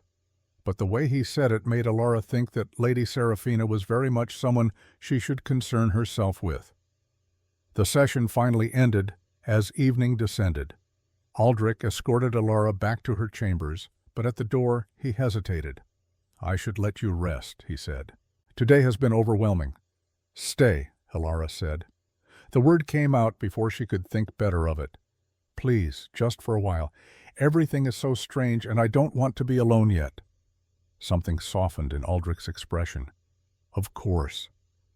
He followed her inside, settling into a chair by the window, while Elara perched on the edge of her enormous bed. For a moment they simply sat in comfortable silence, watching darkness claim the sky. Then Elara asked the question that had been nagging at her all day. "How many others have there been, before me?" Aldrich went very still. "What do you mean?" "Lady Seraphina, the way she looked at you, like she knew you, intimately, and the way she spoke. These things tend to go, like she's seen this before." Elara wrapped her arms around herself. "So I'm asking, how many human companions have you had before me?" Aldrich was quiet for so long that Elara thought he might not answer. Then he sighed and moved to the window, staring out at the kingdom he'd ruled for centuries. His shoulders were rigid, his hands clenched on the window frame. "3," he said finally. "Over 300 years, there have been 3 women I cared for deeply enough to offer them a place at my side." He paused, and Elara waited, her heart aching at the pain in his voice. "Her name was Isabella, the first one, a healer's daughter from a village I passed through during the Crimson Wars." His voice grew distant, lost in memory. "She had your kindness, your strength, your absolute refusal to see people as less than human, even when those people were monsters like me." Aldrich turned slightly, his profile etched against the dying light. She saved my life when I was wounded in battle, not knowing what I was. When I revealed myself, she wasn't afraid. She looked at me with those warm brown eyes and said, "I've sewn up soldiers and bandits and beggars. What's one vampire?" A ghost of a smile touched his lips. We had 10 years together. She traveled with me, helped me see the kingdom through different eyes. She advocated for the poor, for the sick, for those I'd overlooked in my pursuit of power. I offered her the dark gift on our 10th anniversary. His voice cracked slightly. She refused, said she wanted to see her family grow old, wanted to feel the sun one last time, wanted to die as she'd lived, human and whole. She made me promise not to turn her, even if she begged at the end. Aldrich's hands tightened on the window frame. She passed at 63, surrounded by grandchildren I'd helped raise but could never claim as my own. She held my hand as she died and told me she didn't regret a single moment, that 30 years with me had been worth knowing she'd leave me behind. He was silent for a moment, and Elara could see his shoulders shaking slightly. Then there was Catherine. 53 years ago, a scholar from the Royal Library, brilliant mind, sharp wit, absolutely fearless in debate. She'd argue philosophy with me until dawn, challenge every assumption I'd held for centuries. A bitter laugh escaped him. She lasted 15 years before fever took her, a stupid, preventable fever that modern medicine could have cured easily, but she refused treatment. Said she'd rather die of natural causes than live forever questioning whether she'd made the choice or just been afraid of death. His voice dropped to barely a whisper. I held her as she burned, begging her to accept the gift, to stay with me. She smiled through the pain and said she'd lived well, and that was enough. She wanted her death to be her own choice, not mine, not something I gave her out of love or desperation. Aldrich turned to face Elara fully now, and his pale eyes were bright with unshed tears that glinted in the candlelight. And Marguerite, 41 years ago, a warrior, the most fearless woman I've ever known. She fought beside me in the northern rebellions, saved my life more times than I could count. His voice grew rough with emotion. She chose death in battle over immortality in my shadow. Her last words to me were, "I'd rather burn bright and brief than fade slowly into something I don't recognize. Remember me like this, wild and free and unafraid." He crossed to Elara and knelt before her, taking her hands in his. I cared for them deeply. Each one taught me something about humanity I'd forgotten. Isabella taught me compassion. Catherine taught me humility. Marguerite taught me courage. His thumb traced circles on her palm. But no, I didn't love them. Not the way I think I could love you. How is it different? Elara asked softly. Because they all chose their deaths, knowing what they were leaving behind. They chose mortality over me, and I accepted it because I understood. I was a chapter in their lives, not the whole story. A beautiful chapter, maybe, but not the sum total of who they were. Aldrich's voice dropped to barely a whisper. But you make me think that maybe I could be someone's whole story. That maybe 300 years of loneliness was just waiting for you. He looked up at her, vulnerable in a way she suspected was terrifying for him. Isabella died 87 years ago, Catherine, 53, Marguerite, 41, and every single day since I've carried the weight of their choices, the knowledge that I wasn't enough to make them want forever. Maybe it wasn't about you not being enough, Elara said gently. Maybe it was about them being complete enough on their own, about them choosing themselves, their humanity, their right to die on their own terms. Maybe. Aldrich's smile was sad, but it doesn't make the loneliness any easier. Elara felt tears spill over. I'm not ready to choose yet, she whispered. Between mortality and forever. I know. Aldrich kissed her forehead, his lips cool against her skin. And that's why this time feels different, because you're not saying no. You're saying not yet, and I can wait for not yet. I've gotten very good at waiting. He pulled back slightly to look into her eyes. But I need you to understand something. If you choose mortality, if you choose to live out your natural span and leave me when your time comes, I will support that choice. I will cherish every moment we have. And when you're gone, I will grieve, and I will remember, and I will carry you with me for the rest of eternity." His voice was steady despite the emotion in his eyes. 30 years with you would be worth 300 more alone, because at least I'll have known what it feels like to be truly seen, to be loved not for my power or my immortality, but for who I am beneath the crown. Ilara pulled him up onto the bed beside her and held him, just held him, while he trembled slightly against her, this ancient, powerful being who'd finally allowed himself to be vulnerable. "I can't promise I'll choose forever," she said quietly. "But I can promise I'll think about it, really think about it. Not out of fear or obligation, but because I genuinely consider what I want, and whatever I decide, it will be my choice, mine alone. That's all I ask," Aldrich whispered against her hair.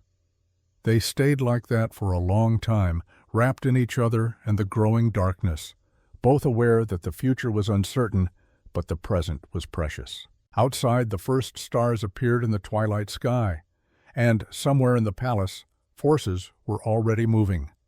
Nobles who resented the human girl who'd captured their king's attention. Allies of Morgana seeking revenge. And Lady Seraphina, watching from her chambers with calculating eyes, already planning her next move. But for now, in this moment, Ilara and Aldrich had each other. And for now, that was enough. 3 days later, the first attempt on Ilara's life proved that peace was an illusion. She was walking through the palace gardens, enjoying the late afternoon sun before it set. Aldrich had encouraged her to explore, to familiarize herself with her new home, though he'd insisted on guards stationed discreetly nearby. The gardens were beautiful, even in late autumn. Frost-kissed roses bloomed in defiance of the cold. Evergreens stood sentinel along winding paths. A fountain burbled softly, its water somehow not yet frozen despite the temperature. Ilara was admiring a particularly lovely sculpture when she heard footsteps behind her, fast footsteps, running. She turned just as a figure in dark clothing lunged toward her, a dagger gleaming in the fading light. Silver. The blade was silver, deadly to vampires. And, she realized with horror, the blade's edge was coated with something dark and viscous, poison. Ilara screamed and tried to dodge, but the attacker was faster. The dagger slashed down. Pain exploded across her arm as the blade cut deep. She stumbled backward, blood already soaking through her sleeve, hot and sticky. The attacker raised the dagger again, moving in for the killing blow. And then Aldrich was there. He moved so fast Ilara couldn't track the motion. One moment the attacker was lunging. The next, Aldrich had him by the throat, lifted off the ground, the dagger clattering to the frozen path.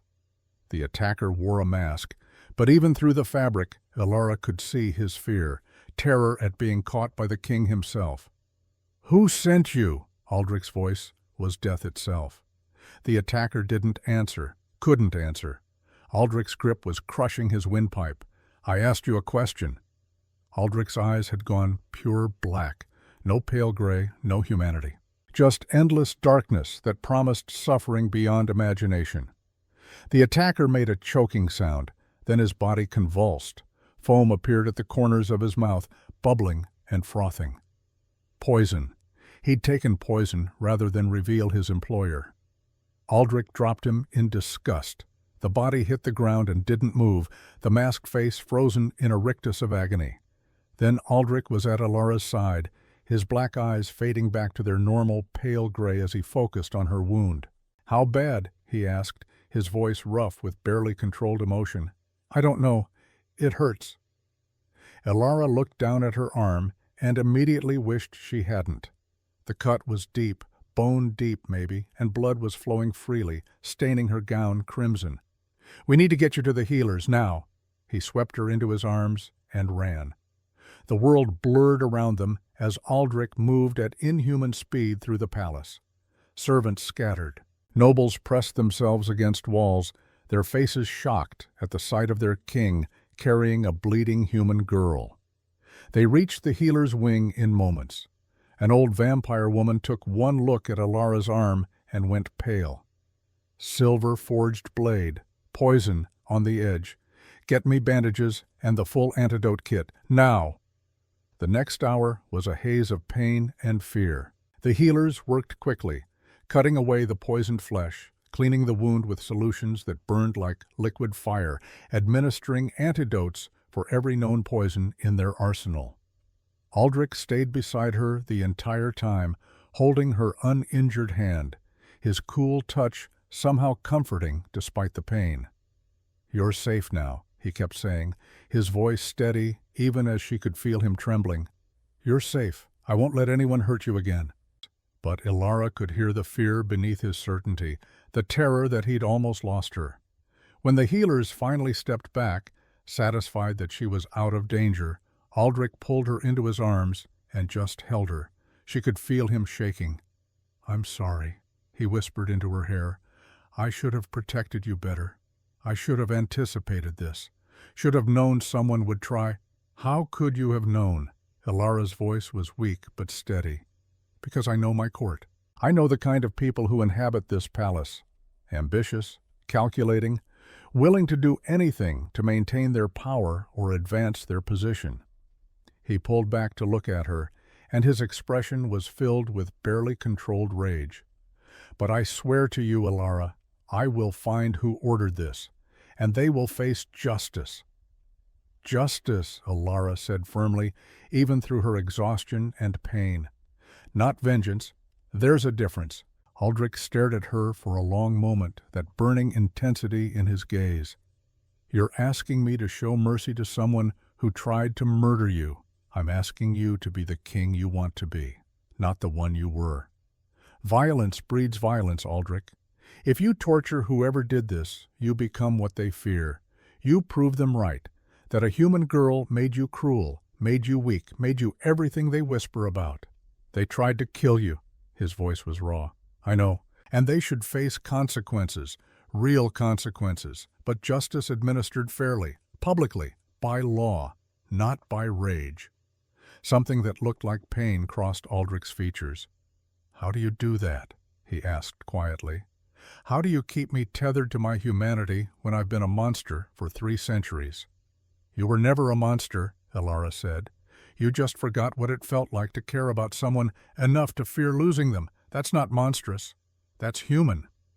He kissed her then, desperately, as if she might disappear if he didn't hold tight enough.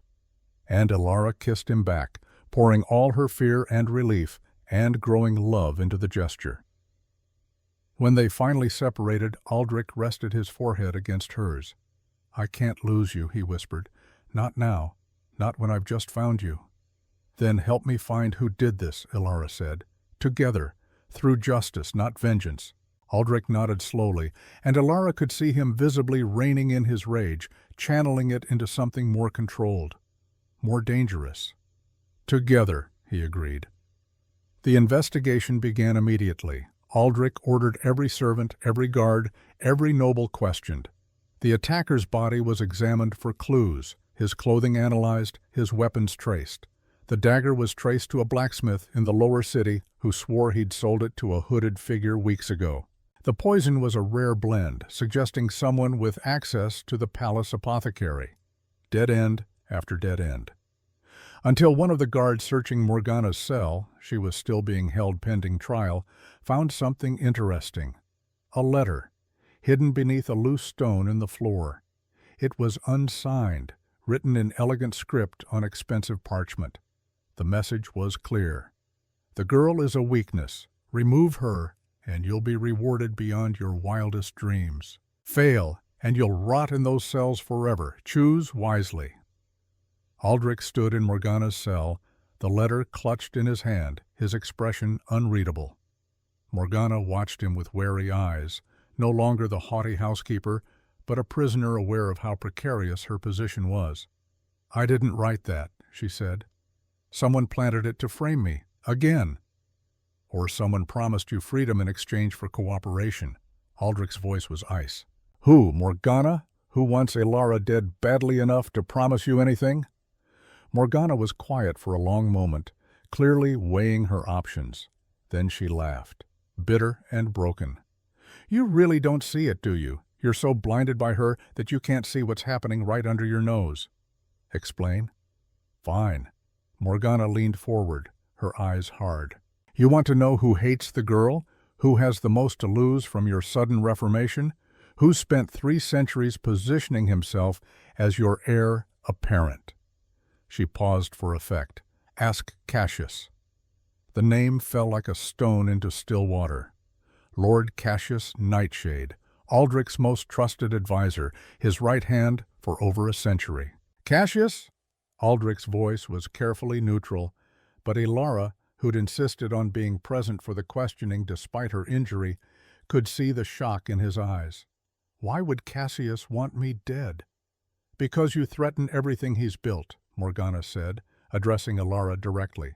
3 centuries of influence, of being the voice in the king's ear, of shaping policy and law to benefit himself and his allies. And then some human girl comes along and suddenly the king is talking about reform, about mercy, about seeing servants as people instead of resources. Morgana's voice dropped. Cassius has been positioning himself to be Aldrich's successor for decades, the vampire who would rule if anything happened to the king. But he can't do that if you're making Aldrich happy, if you're making him remember what it's like to care about something other than power. She met Aldrich's gaze.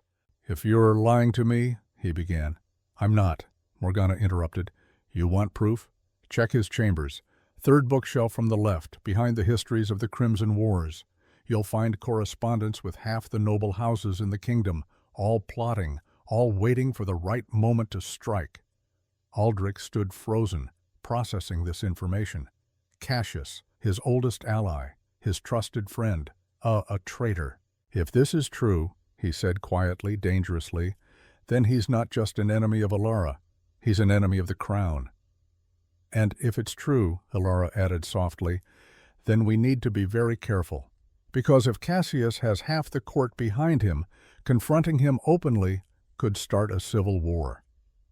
Aldrich turned to her, and something like pride flickered in his expression.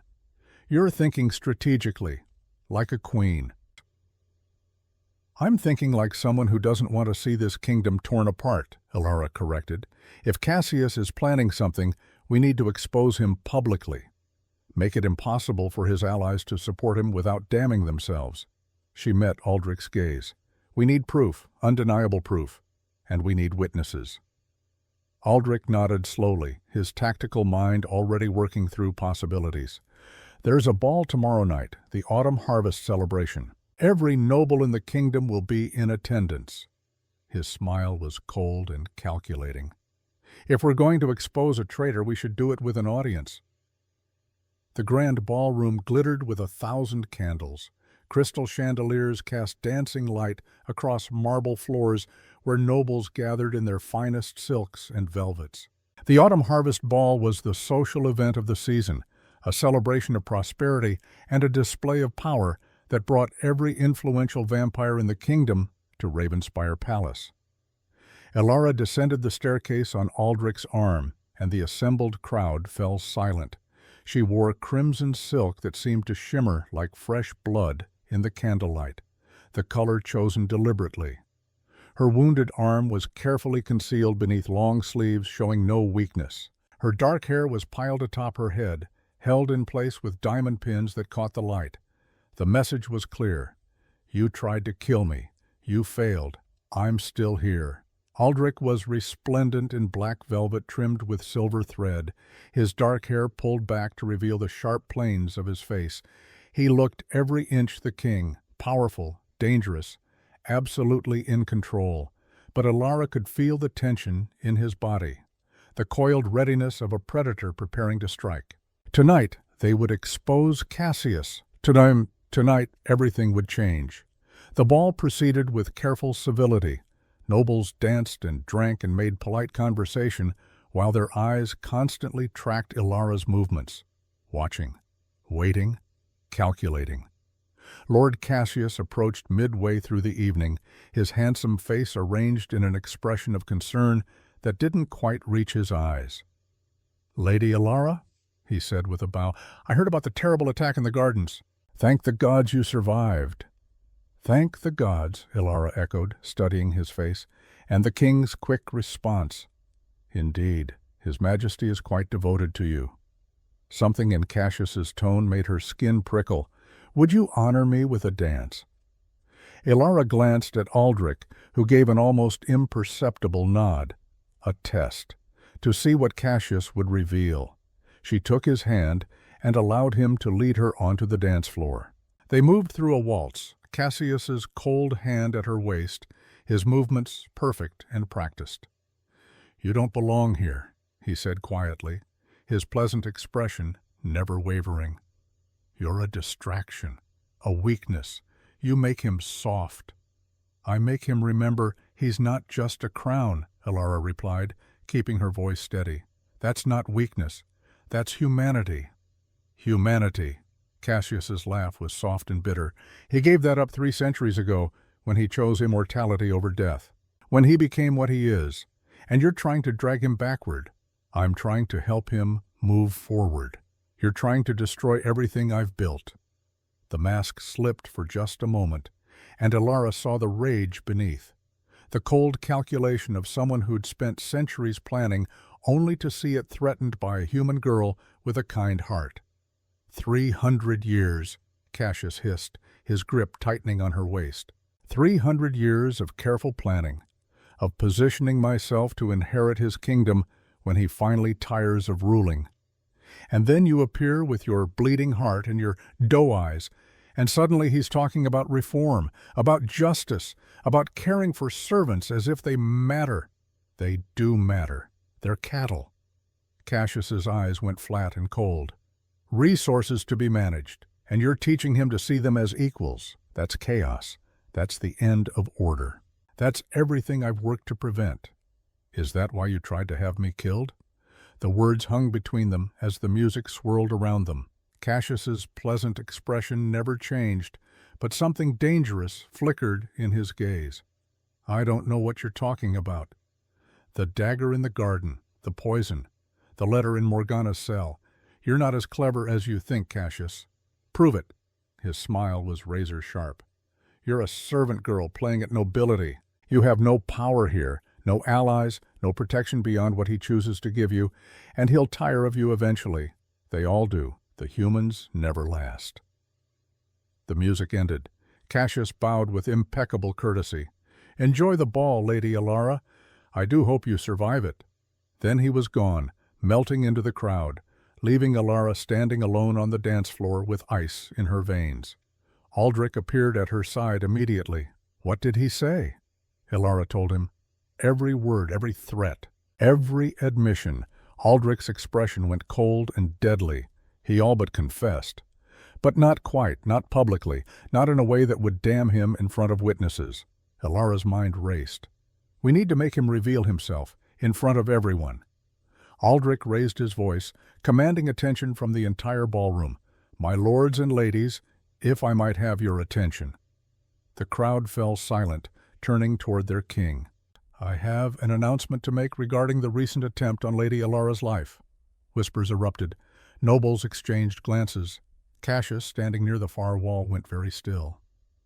"We've conducted a thorough investigation," Aldrich continued, "and we've uncovered evidence of a conspiracy, a plot not just against Lady Alara, but against the stability of this kingdom." He gestured, and guards appeared, carrying the ornate wooden box they'd found in Cassius's chambers. "We found these letters hidden in the private quarters of someone very close to the throne, someone I trusted, someone who's been secretly planning to overthrow me and seize power for himself." The ballroom erupted in shocked murmurs. Aldrich opened the box and pulled out a letter, reading aloud, "The king grows weak with sentiment. His obsession with the human girl proves he's lost the ruthlessness required to rule. When the time comes, I will need your support to remove him. In exchange, I offer you governorship of the—" "Enough!" Cassius's voice cut through the reading like a whip. The crowd parted as he stepped forward, his mask of pleasant nobility finally cracking. "You want the truth, Aldrich? Fine. Yes, I've been planning this for decades, because you've become exactly what I feared. Soft, sentimental, distracted by a pretty face and a kind heart." He gestured at Alara with barely concealed contempt. 300 years you've ruled. 300 years of strength and order and ruthless efficiency. And then this girl appears, and suddenly you're talking about reform? About mercy? About treating servants as equals? Cassius's voice rose, addressing the entire court now. He's not fit to rule anymore. Can't you see it? He's compromised, weakened by human emotion, by love. And if we don't act now, he'll drag this entire kingdom down with him into chaos and sentiment and weakness. The ballroom had descended into chaos. Nobles shouting, some in support of Cassius, others defending their king. Guards moving to arrest Cassius. And then Cassius smiled. It was a terrible smile, full of triumph and rage and calculated madness. "I was hoping you'd make this easy," he said, "that you'd see reason and abdicate peacefully. But you forced my hand." He raised his arm, and suddenly vampire guards Alara didn't recognize poured into the ballroom from every entrance. Dozens of them, all wearing Cassius's colors beneath their armor, not palace guards, his personal forces. This had been planned. A coup ready to launch the moment he gave the signal. "Seize the king," Cassius commanded, "and the girl, anyone who resists, will be executed for treason." Chaos erupted into violence. Loyal guards clashed with Cassius's forces. Nobles scattered, some drawing weapons, others fleeing for the exits. The ballroom transformed into a battlefield, elegant and brutal in equal measure. Aldrich moved with devastating speed, putting himself between Alara and the attacking guards. His pale eyes had gone black again, pure predator, and he tore through Cassius's forces with supernatural grace. But there were too many, and they'd come prepared with silver chains. Alara watched in horror as they swarmed him.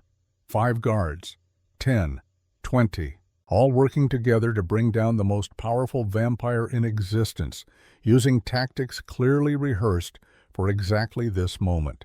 Silver chains wrapped around his wrists, his throat, burning his skin where they touched. He roared in pain and fury, but the silver sapped his strength, made him vulnerable in ways nothing else could. "Aldrich!" Alara screamed. She tried to reach him, but rough hands grabbed her from behind. Thaddeus Graves. Of course it was Thaddeus. Morgana's loyal servant, now Cassius's. "Got you, pretty thing," he hissed in her ear, his breath hot and rank. "Lord Cassius has special plans for you." Alara struggled, but he was stronger, vampire strong, and he dragged her backward as Aldrich was forced to his knees by the weight of silver and numbers. Their eyes met across the chaos. Aldrich's gaze, those pale eyes she'd memorized in candlelight, was filled with rage and anguish and desperate love. "I'm sorry," he mouthed, his voice lost in the din of battle. "I'm so sorry." Then they were separated, pulled in different directions by Cassius's forces, and darkness swallowed everything. Alara woke in cold darkness, stone pressed against her back. The smell of damp and rot filled her nostrils. Somewhere in the distance, water dripped with monotonous rhythm, the cells beneath Ravenspire Palace. She pushed herself to sitting, and pain lanced through her wounded arm. The bandages had come loose during the struggle, and she could feel blood, sticky and warm, soaking through her crimson gown. How fitting. She looked like she'd been bathed in violence. "Hello?" she called into the darkness. "Is anyone there?" Silence answered. Then, from somewhere distant, a sound that made her blood run cold. Screaming. A man's voice, raw with agony, begging for mercy that wouldn't come. Aldrich. They were torturing him. Alara pressed her hands over her mouth to stifle a sob. She had to stay calm. Had to think. Panic wouldn't help him. Wouldn't help either of them. She felt along the walls of her cell. Solid stone. No windows. The door was thick wood, reinforced with iron bands. No way out that she could find. Hours passed. Or maybe minutes. Time lost meaning in the absolute darkness. She was starting to drift into exhausted sleep when she heard footsteps. Torchlight flickered under her cell door. A key turned in the lock. The door swung open, and Alara squinted against the sudden light, expecting Cassius or one of his guards, but the figure in the doorway was shorter. Female. Morgana Blackwood. The former head housekeeper looked terrible. Her fine clothes were gone, replaced by the prisoner's rough gray dress. Her face was gaunt, bruised from rough treatment during her own imprisonment. But her eyes were clear, determined. "You," Alara breathed. "What are you doing here?" "Saving you." Morgana stepped into the cell, torch held high. "If you'll let me. Why would you help me? You hate me." "I did hate you." Morgana's voice was rough with emotion. "I hated you for being young and beautiful and kind, for being everything I'd forgotten how to be after decades of cruelty became habit." She held out her hand. "But then you did something I didn't expect. After the king arrested me, when they asked for your recommendation on my sentence, you said mercy. You said everyone deserves a chance to change." Morgana's eyes were wet now, catching the torchlight. "No one has shown me mercy in decades. No one has seen me as anything but a monster, and you gave it freely, even though I'd tortured you for 3 years. So now, I'm returning the favor." Alara took her hand and let Morgana pull her to her feet. "Where's Aldrich?" "The old throne room. The one from before the renovations. Cassius is keeping him there, chained with silver, torturing him publicly to break his supporters' will." Rage burned through Alara's fear. "We have to free him. We can't, not alone. Cassius has 50 guards surrounding the throne room, all loyal to their new master. It would be suicide." "Then what do you suggest?" "We gather allies, the servants, the lower staff, the people Cassius considers beneath notice." Morgana's smile was grim. "You showed kindness to them when no one else did. They remember, and they're ready to fight." They moved through the dark corridors of the lower palace, Morgana navigating from decades of memory. They emerged into a storage room Alara recognized from her servant days, and waiting there were faces she knew. Alaric Thornfield, the old cook, holding a kitchen knife that looked comically inadequate, but his expression was grimly determined. A dozen scullery maids and stable hands, armed with whatever they could find. Guards who'd served the palace for years, loyal to their king, not to ambitious usurpers. And at the center of them all, organizing and planning, stood someone Alara had never expected to see on their side. Lord Demetrius Vane. The pale vampire noble looked at Alara with something like respect. "Lady Alara, thank the gods you're safe. When Cassius revealed his betrayal, I realized the king was right. We've let ambition poison our court for too long." "You're helping us?" Alara asked, hardly daring to believe it. "I'm helping my king. The rightful king. Cassius may have won tonight's battle, but he won't win the war." Demetrius spread a map on a table. "Cassius controls the main palace with his forces, but he's made a critical mistake. He's dismissed the human servants as irrelevant. He doesn't know about the old passages, the servant corridors, the hidden ways through this palace that have existed for centuries." He looked at Alaric, whose weathered face was set with unwavering resolve. "You know this palace better than anyone, old friend. Can you get us to the old throne room without being seen?" "Aye." Alaric's voice was steady despite his age. "I've worked here for 50 years. I know every secret passage, every hidden door, every forgotten corridor. We can get close, but once we're there, we'll need to fight." "Then we fight," Alara said firmly. Everyone turned to look at her. She was just a human girl in a blood-stained ball gown, wounded and exhausted. But something in her voice commanded attention. "Aldrich showed me mercy when I was nothing," she continued. "He saw value in kindness, in justice, in treating people as human beings rather than resources. If we let Cassius win, all of that dies. The palace goes back to what it was, a place of fear and cruelty where power matters more than compassion." She met each person's eyes in turn. "I'm just a servant girl. I have no special powers, no immortality, no centuries of experience. But I'm not going to let the best man I've ever known suffer because he dared to care about people like us." Alaric smiled, and tears tracked down his weathered cheeks. "That's why we're following you, girl. Because you remind us what courage looks like when it comes from the heart instead of from strength." They moved through the palace like ghosts, silent, invisible, using passages designed for servants to move unseen, to serve without disturbing their noble masters. Now those same passages became corridors of rebellion. Alaric led them through the walls and behind tapestries, under floors and over ceilings. They gathered more allies as they went, kitchen staff who remembered Alara's kindness, stable hands who'd been beaten by Morgana and saw a chance for justice, cleaning crews who'd suffered in silence for years. By the time they reached the old throne room, their force had swollen to nearly 100. Not soldiers, not warriors, just ordinary people who'd decided that enough was enough. Demetrius had also sent word to loyal vampire nobles. Not all of Cassius's supporters were truly committed to his cause. Some had been threatened, others blackmailed. And when given the choice between a usurper and their rightful king, many chose loyalty over fear. They gathered in the shadows outside the old throne room, and through cracked doors, Alara could see the scene inside. Aldrich was chained to a pillar in the center of the vast space. Silver wrapped around his wrists, his throat, his chest, burning him, weakening him. His head hung low, dark hair obscuring his face, but she could see the raw wounds where the silver had seared his skin. But he was alive. Cassius stood before him, pacing, lecturing to an audience of nobles who looked varying degrees of uncomfortable with what they were witnessing. "This is what happens to weakness," Cassius was saying, his voice carrying through the cavernous room, "to sentiment, to love. It makes you vulnerable, makes you less than what you were, makes you prey instead of predator." He grabbed Aldrich's hair and forced his head up. Aldrich's face was a mask of pain, but those pale eyes still held defiance, still burned with an inner fire that no amount of torture could extinguish. "Where's your precious human now?" Cassius taunted. "Locked away? Dead already? Does it hurt, knowing you failed to protect her, knowing your love made you weak enough to lose everything?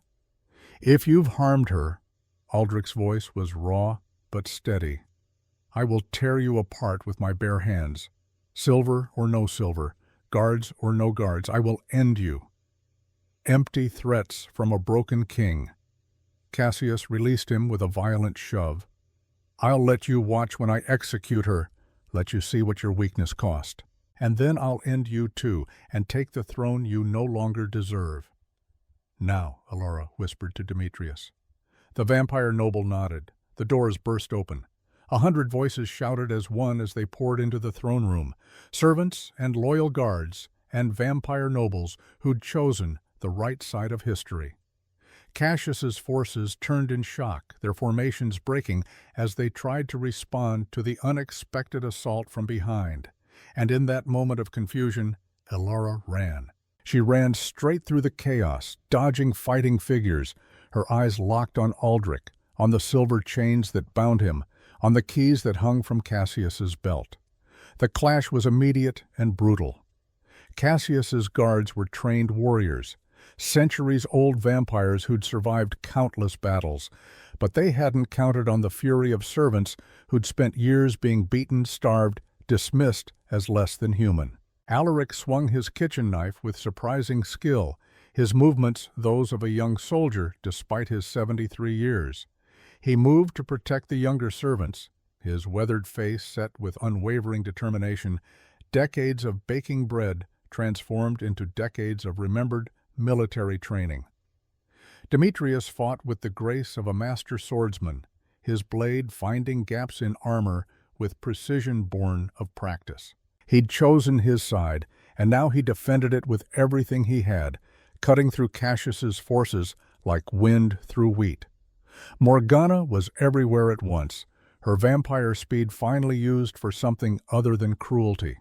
She pulled human servants out of danger, deflected blows meant for the vulnerable, and fought with the desperate energy of someone seeking redemption through action, every movement a prayer for forgiveness. The throne room had become chaos incarnate. Crystal chandeliers shattered, raining glass like deadly snow. Ancient tapestries caught fire from fallen torches. Blood, both red and black, slicked the marble floors, making footing treacherous. And through it all, Elara ran. Aldrich saw her coming, and his expression transformed. Shock, relief, joy, fear. "Elara, no, get back!" But she was already there, her hands working at the silver chains even as they burned her palms, skin blistering on contact. "I'm not leaving you," she said through gritted teeth, ignoring the pain. "Not ever. Do you understand me? The locks. You need keys. Then I'll get them." She turned, scanning the battle, and saw them still hanging from Cassius's belt. Of course, he'd kept them close, a symbol of his power over the fallen king. Elara looked at the battle raging around them, looked at Cassius, who'd noticed her now, who was fighting his way toward them with murder blazing in his eyes. And she made a choice. She picked up a fallen sword, silver blade heavy in her untrained hands. She'd never held a weapon before, never fought, never killed. But she'd been afraid before, had survived before, had found strength she didn't know she possessed. Cassius reached her, his own blade raised, centuries of skill evident in his stance. "Foolish girl, you think you can fight me? I've been killing for 3 centuries. I don't need to kill you." Elara dodged his first strike, clumsy but lucky, adrenaline lending her speed she shouldn't possess. "I just need to survive long enough." She was buying time. She knew it. He knew it. But what Cassius didn't know was that Morgana was creeping up behind him, a heavy iron poker from the ruined fireplace in her hands, redemption burning in her eyes. The former housekeeper swung with all her strength and decades of suppressed rage. The poker connected with the back of Cassius's head with a sickening crack. He staggered, stunned, his guard dropping for just a moment. Elara lunged forward, her burned hands closing on the key ring at his belt, and yanked hard. The leather snapped. She had them. Cassius recovered faster than she'd hoped, his hand closing on her throat, lifting her off the ground with vampire strength. "You've cost me everything," he snarled, his face contorted with rage. "Time to return the favor." His grip tightened, crushing her windpipe. Elara's vision started to gray at the edges, but she'd gotten the keys to Morgana, who was already running toward Aldrich, already working at the locks with shaking hands. First, the chains around his wrists.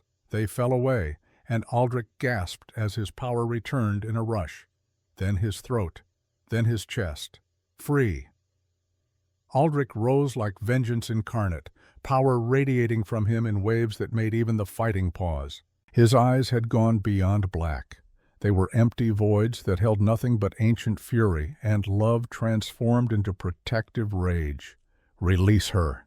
His voice wasn't loud, but it carried through the entire throne room, cutting through the sounds of battle like a blade through silk.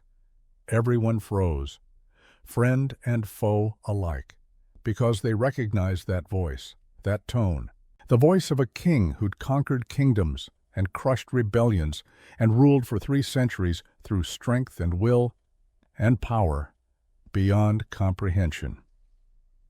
Cassius's hand loosened on Elara's throat just slightly. She dropped to the ground, gasping, as Aldrich closed the distance between them in a blur of motion too fast for mortal eyes to follow. What followed wasn't a fight. It was a lesson in why Aldrich Shadowmere had ruled unchallenged for 300 years. He disarmed Cassius with a casual flick of his wrist, broke his sword arm with a precise strike, forced him to his knees with inexorable strength that no amount of struggle could resist. Then he stopped. The entire throne room watched in breathless silence as Aldrich stood over his defeated enemy, those pale eyes returned from void black to their normal, luminous gray, burning with controlled fury. "You were right about one thing," Aldrich said quietly, his voice carrying to every corner of the room. "I've changed. The old me would have torn you apart, would have made an example of you in ways that would haunt this kingdom for generations, would have painted these walls with your blood and called it justice. He glanced at Alara, who was pushing herself to her feet, rubbing her bruised throat, her hazel eyes meeting his with unwavering trust.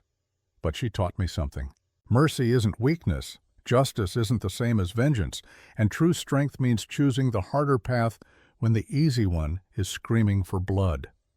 He looked around at the assembled court, at nobles who'd supported Cassius and those who'd remained loyal, at servants who'd fought alongside vampire lords for the first time in history, at the ruins of the old order scattered across the throne room floor. Cassius Nightshade, you are hereby stripped of your titles, your lands, and your position at this court.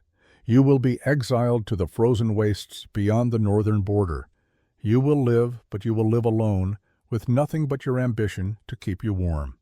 And you will have the rest of eternity to contemplate how your hunger for power cost you everything that mattered.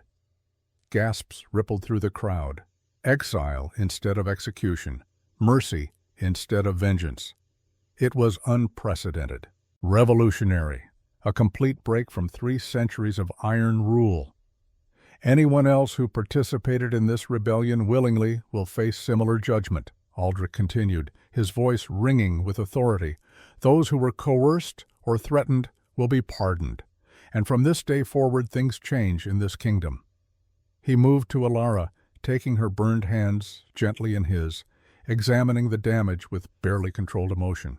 No more crimson cells. No more systematic abuse of those who serve us. No more treating immortality as an excuse for cruelty.